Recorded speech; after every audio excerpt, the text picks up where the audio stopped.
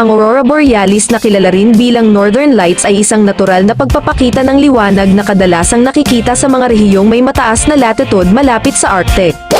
Nakamamanghang fenomeno na ito ay nangyayari kapag ang mga sisingilin na particle mula sa araw ay bumangga sa mga gas sa kapaligiran ng Earth.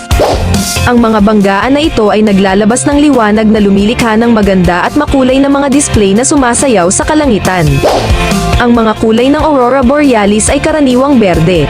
Kung minsan ay may mga kulay ng pula, rosas, violet at asul, ang mga kulay na ito ay tinutukoy ng uri ng mga particle ng gas na nagbabanggaan na ang berde ang pinakakaraniwang kulay dahil sa pakikipag-ugnayan sa oxygen sa mas mababang altitude. Ito ay isang tunay na kahanga-hangang tanawin at binihag ang mga tao sa loob ng maraming siglo. Marami ang naglalakbay sa mga lugar tulad ng Norway, Iceland, Canada at Alaska upang masaksihan ng personal ang natural at kamanghamanghang tanawin na ito.